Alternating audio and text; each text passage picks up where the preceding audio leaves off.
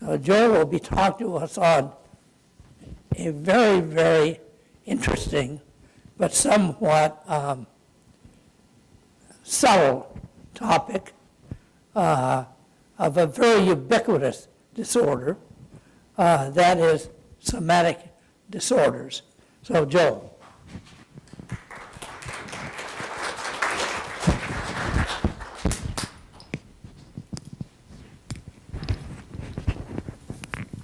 Thank you very much, Lou. I continue to regard the invitation you gave me years ago to come here as one of the best opportunities in my lifetime, and I've really enjoyed working in this department. I know there have been a few other lectures in this series on DSM, and I wanted to emphasize a couple points which may be a little different. So if there's a take-home message in this lecture, I'd like you to think a little bit about what we mean in the nature of psychiatric diagnosis, because that underpins everything. And if we don't think about that, we get confused. The second issue really is to understand the limitations of the prior DSM focus on medically unexplained symptoms. I will go in briefly to some of the criteria, not so much to have you remember them, but more to have you have a sense of our thinking as the group really struggled with this. And then I will really finish by discussing the most controversial and biggest change in DSM this round, and that's the somatic symptom disorder diagnosis itself and the next steps that are required. So one of my hobbies has always been cartography, and at this point in my life I'm unable to give a lecture without a map. Just can't do it. And we beat up on ourselves mercilessly in psychiatry about the DSM, about how it lacks clarity, how the validity is poorly buttressed, etc. But I'd like to remind you that the length of time it took to go from this 16th century Spanish map to this contemporary satellite map is 4 centuries. And we are here in the great island of California, and it took many centuries for us to have the clarity. And I think it's going to take us a while in psychiatry as well to have sufficient clarity. So I'd like to ask, first off, what is a diagnosis and what is its purpose? I put this festive turkey here because really the famous statement in history of science and diagnosis is that a diagnosis should carve nature at its joints. So we were arguing about this on the DSM task force. This is, it took about 7 years, and we were meeting continually. And it was a very dialectic process of disagreement, usually respectful, but the question was, how do you carve nature at the joint? What is a psychiatric diagnosis? And Steve Hyman at one point said, well, it's fine to say you can carve nature at the joint if psychiatric diagnoses are like turkeys or roast beefs, but what if psychiatric disorders are like meatloaf? How do you find the joint to carve a meatloaf? Putting that in a little bit more respectable context, psychiatric disorders really are continuous rather than categorical. And as we try to map these categorical definitions, it gets very difficult to do that. So, you know, if you look at a dictionary definition of diagnosis, you read that it's identification of the nature of an illness or other problem by examination. Now, embedded in that is the idea that a diagnosis tracks causation, that it guides treatment, that it provides information about evaluation, good, bad, responsible, not responsible, disabled, not disabled. And also diagnoses map onto administrative needs. Indeed, the original DSM, the one without a suffix at all, the one that I studied on as a medical student, you know, it's a little tiny volume, and it was basically a bookkeeping record to allow people to count. So really, a diagnostic guide serves many masters. It has all of these functions. And Paul McHugh famously said that, you know, what we really have in DSM is a field guide. And I think there's a lot of wisdom to that. So that said, why do we need changes to the DSM? And, you know, classification is always difficult, and certainly we all have better things to do than to have to suffer through yet another revision. I'm glad in my retirement that I will not have to learn DSM-6 whenever that comes out. But I've been through all of the iterations of the DSM, and I've grumpily made my peace with them. I believe they are incremental improvements, but it's always contentious. It's a tug of war between the forces of change and continuity. Curiously, when DSM-2 came out, it was such a radical change from the original DSM that Menninger Clinic refused to allow its use for a year or two. So we are no strangers to controversies when it comes to DSM. I think we get into problems when we try to promise more than we can deliver. DSM is not a Bible. None of the original old books of the DSM are. The current book isn't, and I'm sure DSM-6 won't be either. Hopefully what DSM is a guide that's driven by data and utility. Well, as Lou said, I've always been interested in psychosomatic medicine. That's a good question. Some of the residents had wine and cheese last week with Alan Francis, who, as many of you know, is the guru of DSM-4 and a major critic of DSM-5. Is there a major shift in the conceptualization of what a diagnosis is in DSM-5 from what we were using in DSM-4?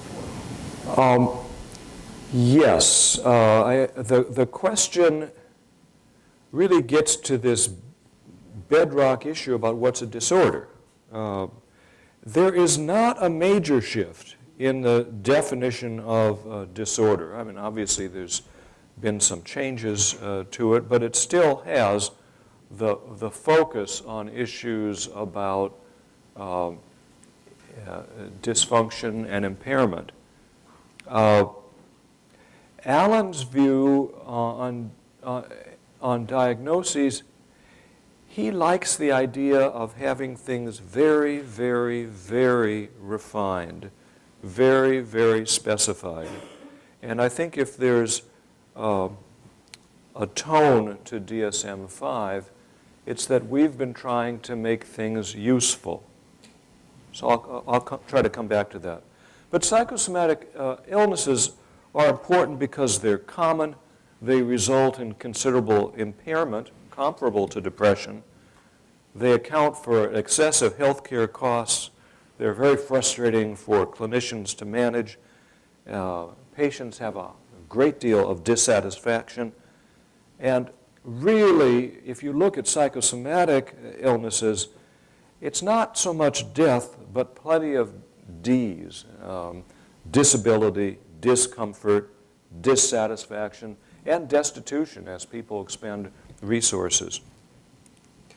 So in DSM-4 TR, there were a number of psychosomatic type diagnoses sprinkled throughout the book. And problems with the DSM-4 perspective is that these disorders overlapped considerably, and the prevalence estimates were hazy.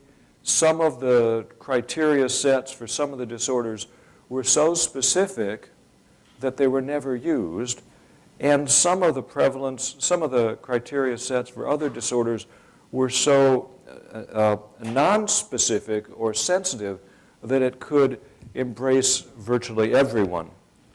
The somatoform chapter was regarded as pejorative. It really highlights a mind-body dualism and overemphasizes medically unexplained symptoms.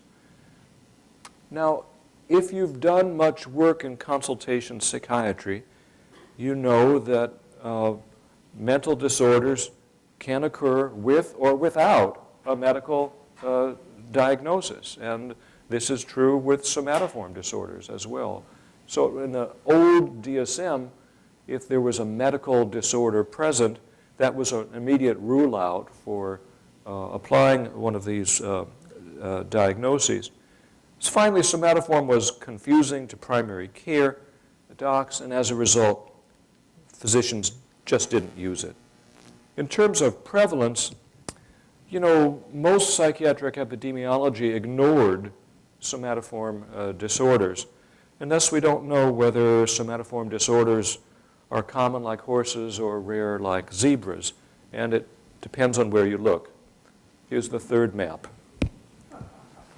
So Kim Dingle famously asked Las Vegas teenagers to hand draw the United States, and each of these is a separate drawing. I mean, there's a certain amount of continuity about a pendulous Florida, but I think that the point of this, the reason I show this map is that our perspective is very much shaped by our clinical and research experience. If you run an inpatient psychiatry unit where you treat lots of schizophrenics, you may not think that psychosomatic disorders are very common. If you run a consult service, you think that's, what else is there? So one of the things that the DSM-5 effort tried to do was to get a great amount of wisdom from very many different people. For instance, on the work groups, we were precluded from having more than 2 people from any one institution on the same panel, just in the effort to try to get a perspective that is shaped broadly. So if you look in prevalence estimates of medically unexplained symptoms, you find that 20% of primary care, 40% in specialty care, particularly neurology. So if you get disorder estimates like this, you realize that it's really incorrect to define a psychiatric disorder on the basis of medically unexplained symptoms alone. It's far too sensitive. Jim Levinson looked at a small sample size of 1.2 million souls, Anthem Blue Cross policyholders in Virginia.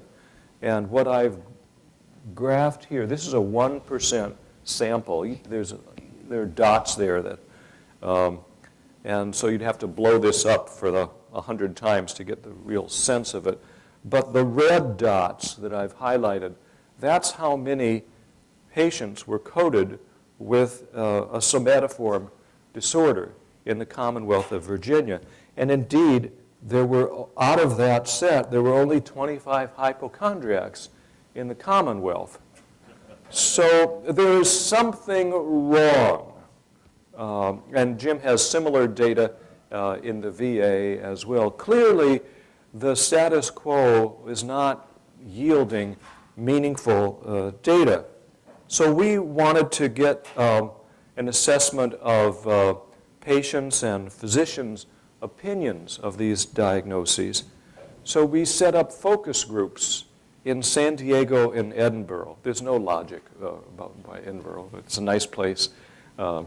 And we had focus groups. Some of you in the room may have come to my house, sat around the pool and drunk some sherry as we talked about the problems of psychiatric diagnosis. We involved people from very different medical specialties, very different psychiatric subspecialties in this discussion. And then we used those focus groups to design an internet poll of psychiatrists and non-psychiatric physicians to find out what people really thought. So from our polling, in terms of clarity, 45% didn't find somatoform a very clear diagnosis. In terms of utility, it's kind of staggering. We had to keep people awake, so it wasn't a benign 1 to 5 Likert scale. We wanted to really get people's thoughts about things. So we asked from very useful to completely useless. And you can see that, again, the disorders were not regarded as very useful. Patients don't like these labels. They find it completely unacceptable. Now, the big question, should we really be emphasizing medically unexplained symptoms as the core? And I'm going to repeat this a couple times because this is a different way of thinking about things. So I apologize if I'm being duplicative. It's not that I've forgotten that I mentioned it already. It's that I really want to emphasize it. So medically unexplained really emphasizes mind-body dualism. It certainly doesn't foster doctor-patient collaboration. Patients hate it. It defines a disorder on the basis of what's not there as opposed to what is there. Doctors commonly disagree about whether a patient's situation is medically unexplained. And interestingly, and this is a kind of a subtle point, functional limitations only marginally reflect the extent of disease. So if we really want to, if you had a group of 100 patients with diabetes and you were looking at how they were doing in their functioning, the hemoglobin A1C does not predict that at all. What predicts it are psychological features. So that psychological features and medical features are tied together. So what did we do in DSM-5? I've organized this in kind of 3 sets: easy changes, moderate changes, and the big change. So let me start with the easy change. With factitious disorders in DSM-4, there were a number of problems. DSM-4 had factitious disorder with psychological features, factitious disorder with physical features, and it also had factitious disorder with both. Why do we need that? Why are we cluttering up our minds with, if it's factitious, it's factitious? So we collapsed and got rid of some of those subset disorders. The other problem with DSM-4 was that factitious disorder by proxy. I can't tell you how many times as a consultation psychiatrist I got questioned, well, now who's the proxy? Is it the mother? Is it the child?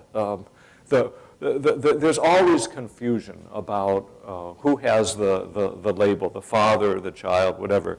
So we essentially proposed that there are really factitious disorder imposed on self or factitious disorder imposed on another. Now, Joel, where does Munchausen fit into this? Munchausen is at the far extreme of factitious disorder. So, and Munchausen doesn't really exist in DSM-4 either. It's a wonderful eponym, but it exists in the world, but it's never been canonized in DSM per se. Now, the other big category of disorders is psychological factors affecting medical condition, or PFAMC. That's been there all along for many editions, but there were 6 subtypes of that. Again, this was this kind of DSM-4 mentality about let's define each thing very, very, very, very precisely. Well, in the last 20 years since DSM-4 came out, there's never been a single paper that has talked about the subtypes. No one was using them. No one was studying them. So we collapsed them and just have psychological factors affecting other medical conditions. No subtypes at all. So far, these are simple, easy, hopefully. The word other is key there as well. Yeah, there are lots of things, but I'm kind of highlighting the major points. Yes, Scott. And hold the questions at the end, but what other medical condition that people have doesn't have psychological factors affecting it? So let me get back. Hold that, because I think that's a good question. So what about the moderate changes? Well, body dysmorphic disorder, or BDD, in DSM-5 has emigrated out of the chapter and is now swimming in the sea of OCD-related disorders. The data seemed consistent enough so that was logical. There have been some changes to conversion. Number one, we added a parenthetical, functional neurological symptom disorder, because in Europe at least, that is used and is preferred. Neurologists prefer that. And there have been some data that patients actually prefer that. This was a big fight.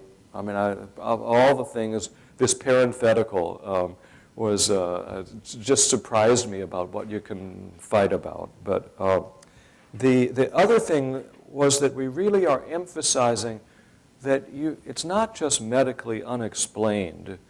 The essence of conversion is it's medically incompatible. And furthermore, that stress isn't required. It's frequently there. But in the old system, if you couldn't find a stressor, you couldn't really make the diagnosis.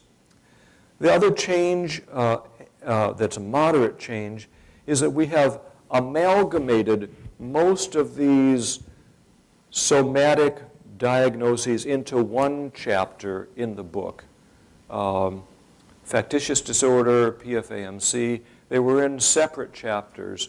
We felt that it would facilitate differential diagnosis if they were all together. The other moderate change is that we did a lot of stuff to hypochondriasis. And there's a big change, which I'll get to in a moment. But the moderate change was to cleave off a little satellite. Hypochondriasis, there are people who worry about their health but have no symptoms whatsoever. They don't have somatic complaints. They worry that they may get sick. And so we've created a disorder called illness anxiety disorder for that group.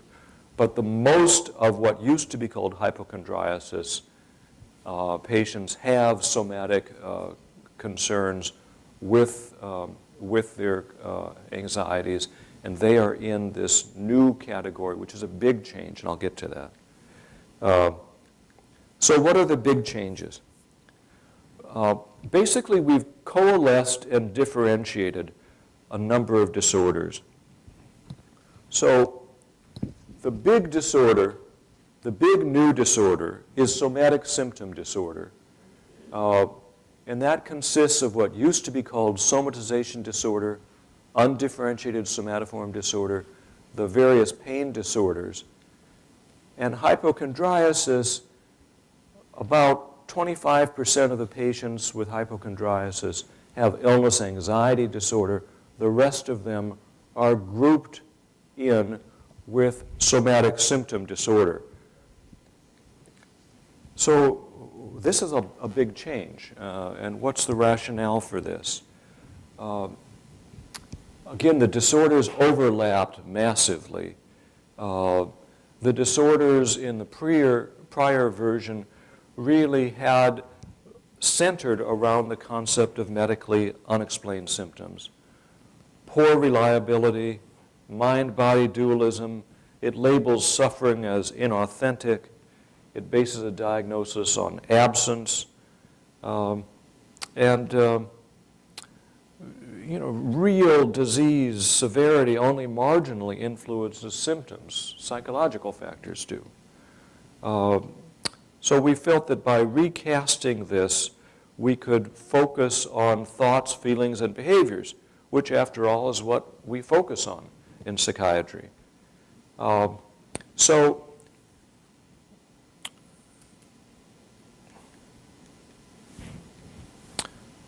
In terms of, let me run through the criteria sets, and I will, I think, get to Scott's question in a moment. With factitious disorder, as I mentioned, we've simplified the criteria set, and we've emphasized objective identification rather than inference about intentionality or possible underlying motivation. I've probably seen more patients with factitious disorder than most people in the room. And I can tell you, once they smell a psychiatrist, they are out the door. And it's very hard to really have any confidence about motivation because you rarely get that far. And so it's just, it's probably wise to drop that. In terms of conversion disorder,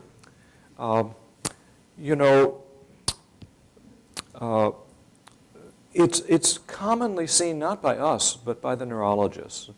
And we had to come up with some criteria sets that were understandable to neurologists. The old DSM-4 had psychological factors judged to be associated with the presence or appearance of conversion disorder. Well, it's not always the case. We still allow that as a specifier and encourage people to specify if there's a stressor that was there and what it was. The old criteria set said the symptom is not feigned. How do you prove that? I mean, think about that. And shouldn't that be a criteria for everything? I'm hearing voices. I believe that the NSA is listening to my cell phone. Well, they might be. I mean, how do you know that I'm not feigning that? Logically, it was a kind of a difficult problem. Instead, in DSM-5, it really hammers on issues of incompatibility between the symptom and recognized neurological or medical conditions. Somebody who has seizures and resists eye opening in an post-ictal state, that's not sensible from a neurologic perspective, and yet that's common in pseudo-seizures.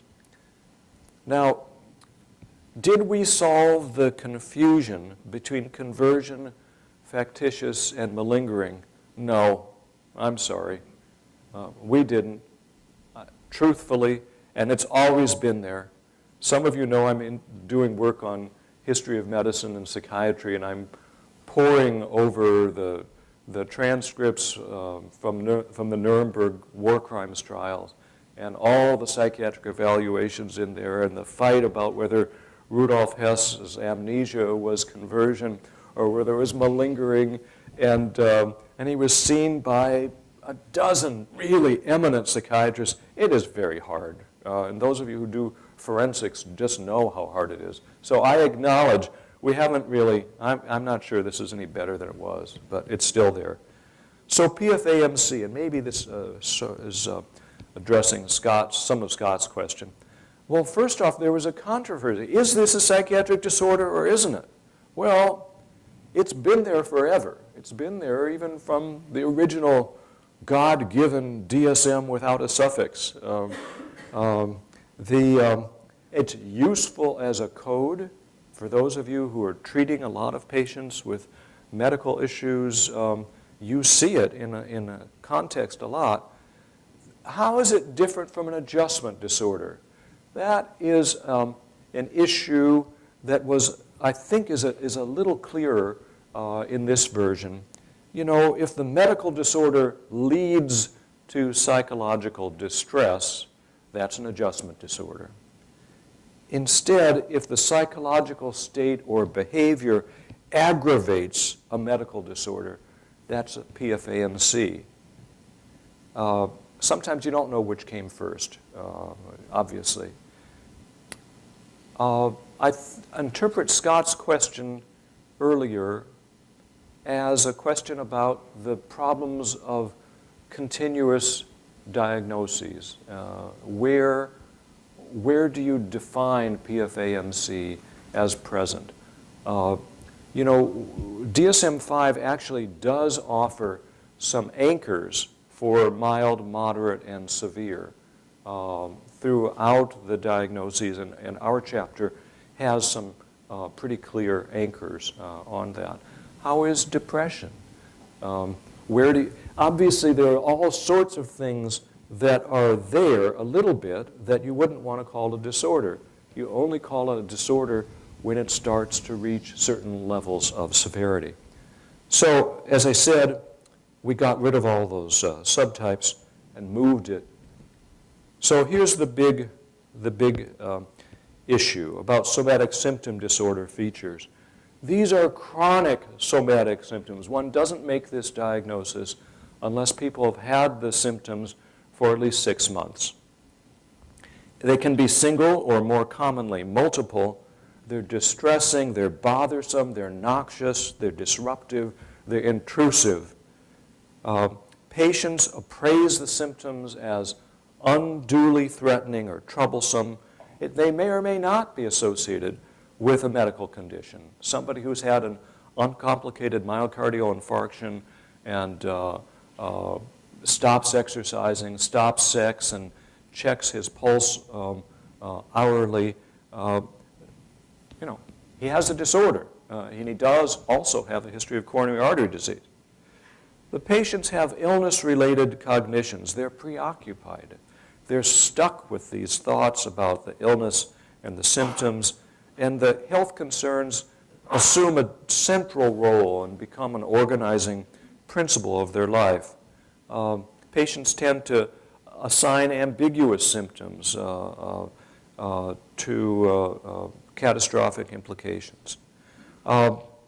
So why did we do this? Well, out of questions about utility and overlap, we wanted to de-emphasize medically unexplained symptoms and develop a category of disorder that emphasized the positive criteria. Somatization disorder is just not used. It's not diagnosed. It is so specific. And if I have a slide somewhere that tracks the body count of symptoms and the change as you go from DSM-2, 3, 4, 4TR. It's a rat's nest of criteria that's very hard to follow. Undifferentiated somatoform, everybody in the room has undifferentiated somatoform. So the disorder, the diagnosis rests on the patient's tolerance, coping, and response to symptoms rather than the cause of the symptoms. We emphasize the degree to which symptoms are disruptive, disabling, distressing, bothersome. So I've mentioned illness, anxiety disorder before. Let me, I want to leave time for discussion and finish a little bit early today. How do you really evaluate somatic symptom disorder in clinical practice? People say, Joel, this is a big change. I don't think it is. It's a conceptual change, but it still rests on what you do when you see patients in your office. You observe the patient. Does the patient appear apprehensive about health despite repeated reassurance? Is the patient alarmed by bodily sensations that will be ignored by other people? Are symptoms viewed as signs and harbingers of severe disease? The patient expects the worst possible outcomes, regardless of the evidence. And the person's life is beclouded and overshadowed by these symptoms. Okay, you're getting that by observation. From the interview, do you worry a lot about your health? If you notice a new bodily sensation, do you often feel that it's caused by a serious disease? When you feel your symptoms, do you feel overwhelmed by it and worry it's never going to go away? Do you get the feeling that people are not taking your illness seriously enough? Is it hard to forget about your health and think about other things? These are the sorts of things that one would clinically use. So one looks at symptoms and one looks for multiple symptoms, not just a single symptom. Frequently there are a panoply of symptoms. One asks relevant questions about the B-type criteria, these cognitive factors. So do you think your symptoms are serious? Does your doctor underestimate the severity of your condition? Do they preoccupy you so much that you cannot enjoy other things? Are they taking over your life? Do you worry more about your condition than you think you should? Now, people have criticized this and said, well, gee, this would apply to every patient with cancer, every patient with heart disease. That's not true. Lots of patients, last time I did a count, I think 20% of my patients died within a year of seeing me. So I'm used to seeing patients with major illnesses.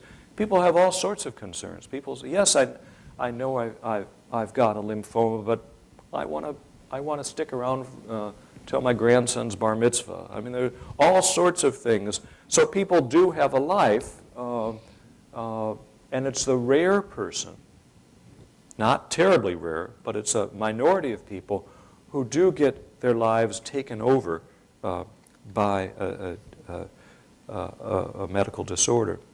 And finally, again, people have to be symptomatic for 6 months. So, okay, let's get to some data. So how useful are these criteria as compared to DSM-4? So DSM Central looked at this in a variety of field test contexts, and this is a stacked bar chart. Actually, when I used to speak to the regents, I was told never to use a stacked bar chart because the regents never could understand it. And I'm sorry, but you're better than the regents. So basically, here are the somatic symptom disorders. And the question was, how useful were the new criteria compared to DSM-4 when diagnosing patients seen for the first time? So if it was orange, it meant extremely useful. If it was purple, it was very useful. Green, etc. Basically, you see that clinicians really have found that the new criteria set is particularly useful of all the other groups of disorders, personality disorders, whatever. And I think the field testing was important. It's important because you get intellectually invested in what you do, and you have to test it, and you have to test it in a different context. So at least in terms of utility, people found it was useful. Is it reliable? Obviously, we're quite concerned about this. So again, the reliability of the somatic symptom disorder diagnosis is right up there, one of the best reliability. And it's interesting, it's not just reliability between clinicians, but there's pretty good reliability between clinicians and patients themselves. And certainly one of the things that I was worried about are these B-type criteria, the thoughts, feelings, and behaviors. Can we reliably ascertain this? Well, curiously, the clinicians and patients agreed about those a lot. Very good reliability. So I think I'm almost done, and we'll have time for some questions. The real concern is, won't this lead to diagnosing every sick patient with a somatic symptom disorder diagnosis? And that's a fair question. Francis Cried looked at this in about 1,000 people And there were 3 groups of people, healthy people, healthy controls in blue, patients with major medical illnesses, malignancies in red, and people with what the Brits call functional somatic symptoms, a lot of what would be somatoform disorders. And first off, if you require one of these B-type criteria in a healthy population, you know, so you would see that maybe 7% might meet these criteria. That's basically what data suggest in the current prevalence estimates using older criteria. It's not a surprise that the prevalence is higher in people with diagnosed illnesses. But what's really interesting is the threshold with the number of B-type cognitions. Notice if you require 1, 2, or 3 cognitions, the B-type criteria, notice how the prevalence estimates change so that one can tune the diagnosis by how specific you are with the B-type criteria.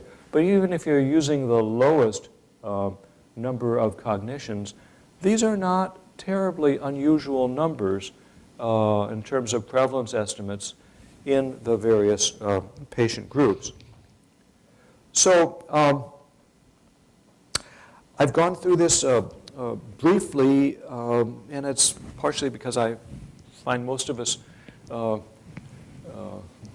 can't concentrate for more than a half hour or so, and we're probably thinking about the shopping list or the traffic home tonight. And also I wanted to save some time for questions. I do want to emphasize that there are next steps. There will be a DSM-6, hopefully not for many, many years, but there will be. And I'm sure DSM will fix and tweak some of the things that we got wrong in DSM-5. I think one of the challenges to making this part of DSM-5 useful and successful is we need to help clinicians recognize how to determine the B-type criteria. And we need to really do more about studying how these disorders co-occur with other disorders. You know, the borderlands between somatic symptom disorders, anxiety, depression, OCD, this is like Yugoslavia. And these are contested borders, and more data will hopefully help us with determining that. And I think what we're hoping with this larger, easier to use somatic symptom disorder, that people will be more comfortable using the diagnosis and focusing more on treatment. There's a lot of residents call me and say, gee, I've got this patient, I don't know what to do with him. The issue is that these are treatable, but you need to understand what the core features are in terms of your treatment plan. So, let me pause and see if there's some questions. Sid. This is a comment. Thanks. This is the 4th time I've heard you give this. It gets clearer. I put some new maps in. It keeps getting more and more interesting each time. Just DSM-3.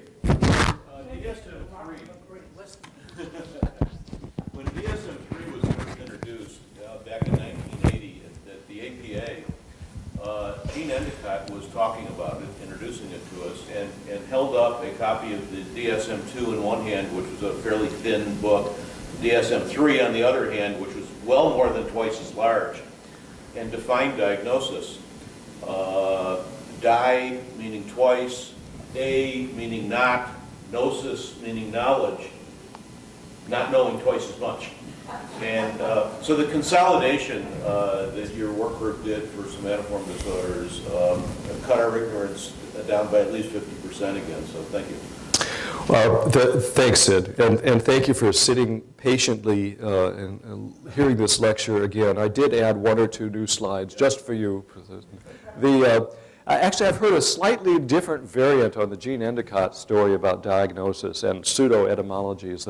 Aaron Lazar gave grand rounds at Mass General, jeez, how could it be, so many years ago. And he says, well, diagnosis, gnosis is knowledge, A means not knowledge, and die means 2 people. So 2 people not knowing what's going on with the patient. So, yes, Pat. What do you think about the borderlands? I always have seen these disorders as exceptional, these anxiety disorders as exceptional, especially your occupation. It feels like an exceptional disorder. What are your thoughts in terms of that? Yeah, I think it's going to have to take some time to sort that through. Particularly now that we've removed the medically unexplained symptoms, that potentially pulls it in a little closer to anxiety, OCD type sorts of concerns. The treatments, though, are kind of different. Now, I know we don't necessarily design a diagnosis in terms of Cipro responsive infection as opposed to something other. We prefer to talk about the disorder. But the treatments for somatic symptom disorder patients are a bit different from OCD and anxiety disorders. Although there are some efforts to look at medication, for instance, the preponderant, overwhelming evidence is that the treatment for these disorders is psychotherapeutic. A CBT type of approach is very useful. There are some studies about use of psychotropic medications. I think they're kind of equivocal in terms of treating these areas. But furthermore, the tasks of what you do with the patients is a little different. So I'm just not sure. Lou? Yeah, in some way, ducking the big problem that faces the interface between psychiatry and medicine, which is the patient who has a series of symptoms, and frequently I get patients like this, and I'm sure you do too. And what the doctor says, I've tried every test in the book, and they're all normal, and yet the patient is still symptomatic. What is that patient? So it does duck the question a little bit on that. What we do, and this gets into the treatment side of it, and what those of you with gray hair or no hair in the audience have been doing for years is to say, well, I don't know, and you may well have something, but fortunately it's nothing that we know all kinds of bad things that we have so far ruled out, and there may be something going on, but we need to make sure your life is not being swamped out and devastated and overshadowed by all of this. Let's keep notes together. Please jot down the frequency, what brings on these symptoms more, what aggravates them, what gets them better, what gets them worse. Let's look at this together. I find that the more we focus on the symptom with the patient, the more relaxed the patient is in that they finally have a doctor who's listening to them about their concerns. And the other thing is that we try to work with patients to encourage them to chart some of their own cognitions. And in a way, Pat, this does get to be familiar territory to other disorders. If you have that pain, does it mean that you're dying? Does it really mean that? Is that a little bit extreme of a view? We try to encourage people to chart their activities and slowly increase their activities and to have the satisfaction of seeing that they are doing more. So there are things that we can do. Other questions? Well, Oh, yeah. for one, we have known for centuries that the way people feel, psychologically, will affect the way they function physically. And that is not a mythology, but a common observation we all share. Does this category address that issue? I would say it's in. I would Repeat say, the question if you can. I would say, yeah. Well, there's a vast category of data that show that the way we subjectively feel influence the way we physically function. I mean, that's a bedrock of psychodynamic psychiatry in some way. I mean, are we addressing that issue? I think if we're not addressing it dead on, we are in the general vicinity of truth. I mean, I think we're getting there. We're talking about this problem of, we have said we don't believe in distinguishing sheep and goats of medically explained and medically unexplained. We recognize that psychological factors are everywhere, but that in some instances, the psychological factors so swamp out and becloud people's lives that they are a psychiatric disorder, whether or not the person has a medical disorder as well. I think there's something going on in the back. No? Oh. I'll take one more question because I know there's some other things going on. Scott. That's more of a comment than a question. I think we have to be careful with the B criteria, especially about feeling like you're not being taken seriously or being preoccupied with your symptoms, because it's quite common that actually it's true that people are not taking the patient seriously enough and that the symptoms are being under or inappropriately treated. And so that there might be some, that we see as a pain, right, with pseudo-addiction. It's really that pain's being undertreated. So I think we have to make sure that things are being adequately addressed before we go into this. Yes, and for most of the time, it's the people in this room who are pressing for careful medical evaluation and treatment. And it's the people who are referring to us who, please just take this patient and dispose of them somehow. So I think this is actually something where you will rely on your clinical judgment in defining the boundaries, the territories. This is probably one of the biggest changes in DSM-5, and we'll see how it pans out. Most of us feel that DSM-4 is good to get behind us, at least in this area. And we'll see if this is an incremental improvement or not. So thank you very much for your attention.